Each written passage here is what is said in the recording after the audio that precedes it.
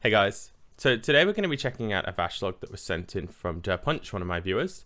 The guild's currently struggling on Vashj, and he's sent me in these logs to take a look around and see if I can figure out what's going wrong.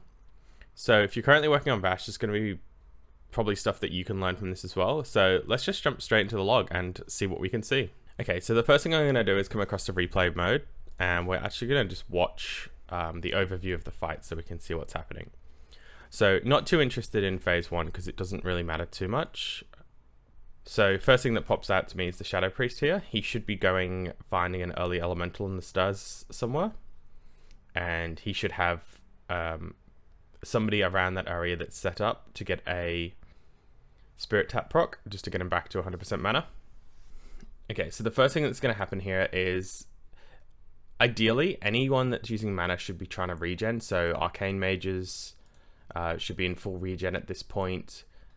Or if they have a Resto Shaman in the group, Mana Tide should have gone down during the transition. Melee should be trying to carry as much of the elemental killing as possible to just allow everybody to regen, so you're starting this next phase fresh. Okay, so Coilfang Elite comes up. Now this should be getting pumped by most people at this point. Let's have a look. So this mage is targeting Vashj for some reason over here. Okay, the Strider's just spawned in. How's the Elite doing? Elite is still at 45%. Okay, so I would say this Elite should be dead by the time this Strider spawns, and the first thing we're going to take a look at is A, what is everybody doing when this Elite spawns, like in terms of damage output. What's popping out to me right now is this platform is just super messy. Like, most people have not moved from where they started and they pulled the boss. Now, there's this huge clump of players here. So Forked Lightning right now is just going to be stretching your healers. And of course, like, sometimes you need to go to a side of the platform. There seems to just be like people running around like headless chickens. You got a Feral, which in my opinion is one of the worst classes to be running around. It should be sitting on the elites, combo point based. You got the Hunters chasing the Strider. Okay, so we've got the next Elite coming in. We got the Strider currently getting kited through the middle of the melee pack. And the Mage has just pulled on it. I don't think he's realized.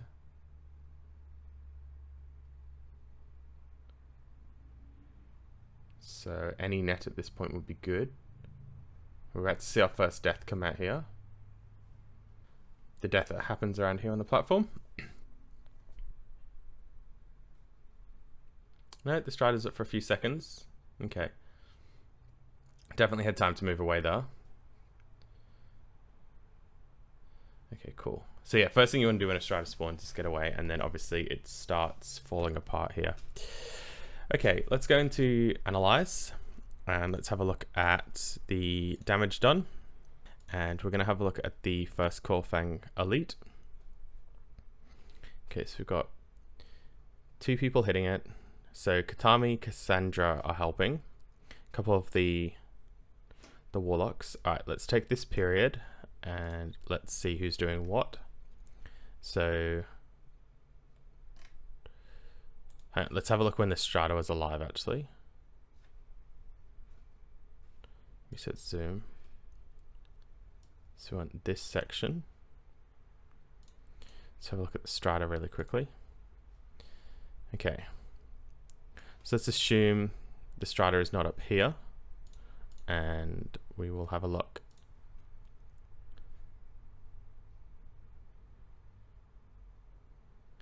Okay, so this is the damage out on the Coilfang Elite. Now, what is everybody else hitting? So Hunter on Elementals, that's where I'd expect to see them. Warrior on Elementals, Elemental. So yeah, you've got far too many people on the Elementals at this point. I would say, what's your comp? What have you got? 2 Hunters. Honestly, probably 2 Hunters and 2 Destros is what I'd be using to stay on top of Elementals. Both of them can burst pretty hard. Mages can stand in the center of the platform at this point, and if I don't know what your assignments are, obviously. If any elementals get close, they can quickly just turn an Arcane Blast and burst them down quite easily. 4 Arcane Mages.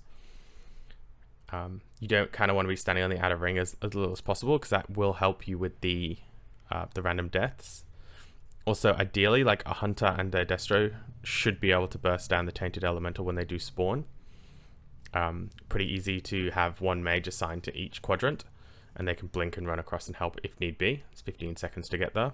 They have to move quickly, but they can still make it if the calls are quick and clear.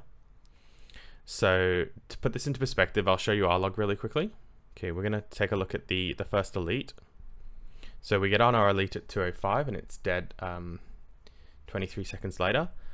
And we have a lot of people in the raid helping to kill that one off with, 1k to, heaps of people are smashing that first elite down, because realistically there's not that much to hit. I believe the strata comes up towards the end and people will start switching off. Yeah, there you go. There's your first strata spawn. And we have people switching off. But cleaning up that first elite, the goal for the fight is essentially a TikTok kind of play. So you've got your melee target here, your elite, and then you've got your range target. And ideally, the melee target kill off their target, and then they should have a small window, say 10 seconds, 5 seconds before the next melee target spawns. And in that window, all the melee go clean up. All the elementals that are running in just reset the platform and just nuke down all of the elementals. And then they are returning back to the center to do their next elite. And what that means is the range then get to be more efficient on the strata DPS. So the range will kill off their strata because they're spending more time on it, which then means the range can then run around before the next strata spawn and clean up any elementals that are on the platform, which means the melee can just focus on their elite. And you have this TikTok of melee, range, melee, range, melee, range cleaning up. And there is at one point, I think, where there's an overlap of both. And at that point, you can completely wipe the platform. I think as well, it's kind of important if you are struggling with DPS to have 1 or 2 melee that are assigned to clean up any elementals that get in close, because what I see happening even on our raids is one elemental will be close at 1k health or something, and all the melee will run over to kill it. It's just not necessary. You could do it with one Fury Warrior or one whatever, just going over to clean it up. In that same window of killing your first elite, I want to see what people are actually doing.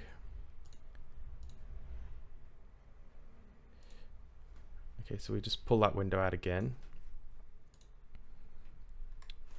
You've got like this. Okay, let's watch this warlock and see what he's doing. So Zan, ironically we have somebody in our raid called Zan2. And what was the time for that?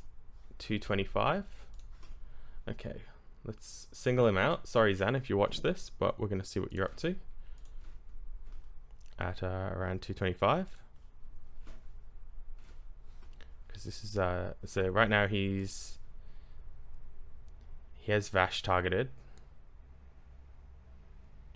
He's not casting anything, he's just looking around. This is okay because we haven't seen a spawn yet. We're still waiting for that spawn to come in, which hasn't cast anything in so long. He's dropped off the log.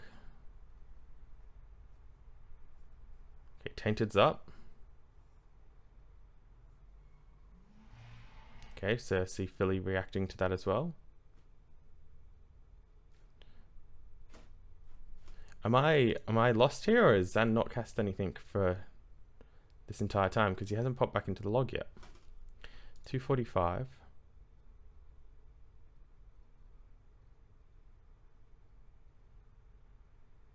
He life tapped. He cast the Shadow Bolt at something.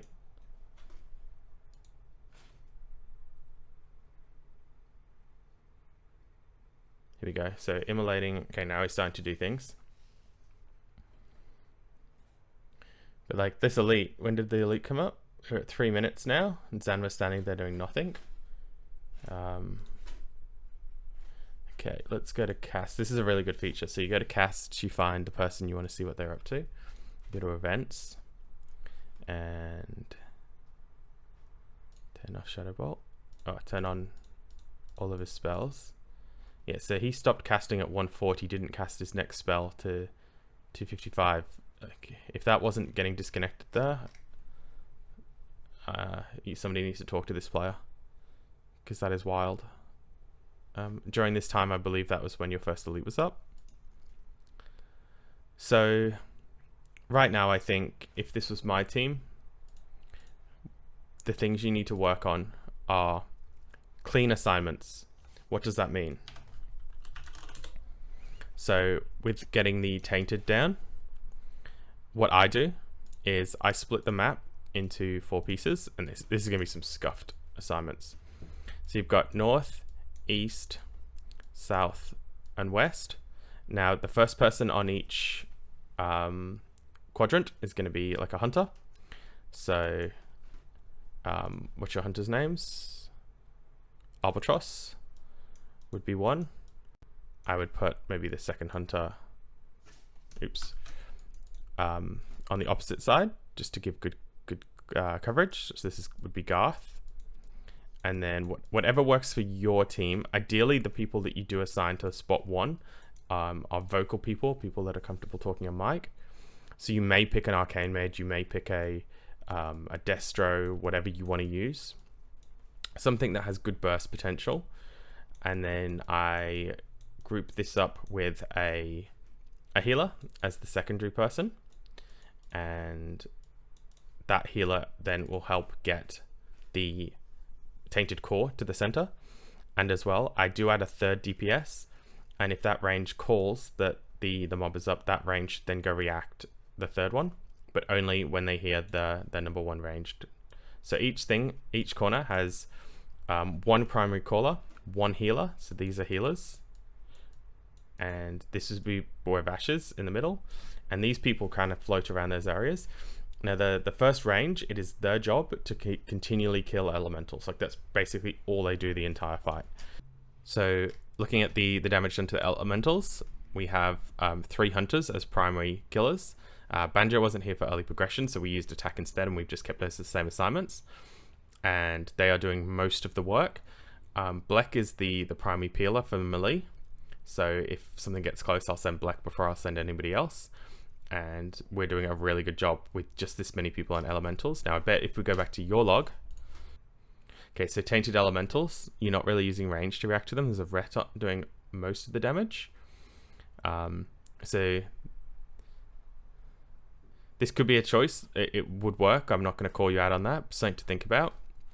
If you're short on range, then you do need more ranged on the striders. Then having a dedicated melee is fine there. Although I would probably, your ret and your arms warrior both provide valuable buffs on the kill targets. So perhaps look at using somebody else for those, if those are purpose assignments. If we look at the enchanted elementals, yeah, similar. You've got a lot of different people hitting them. But Robo, Oplum, how much melee do we have in this raid? Let me have a quick look. So we've got Feral, 1, 2, 3, 4, 5, 6. Yeah, so it's about the same as us. Yeah, I would try and keep melee, because melee, obviously, they are, whenever they're not on a target, they're not doing anything. So the least you can make your melee run around, the more damage you're going to get as a total raid. Where if I'm a range player and I need to hit one target and then another target, a lot of the time I can stand at the same spot, nuke something, and then nuke the next thing, and have a much easier time doing that. So that's something to think about. And personally, I believe you will, obviously if you got to Vashj, you have good damage. It's about making sure that the assignments are allowing the maximum amount of uptime. And I haven't checked it, but we can do that. Just making sure that you're debuffing your kill targets correctly. Just want to have a look at the enemy, sorry. Corfang Elite 1.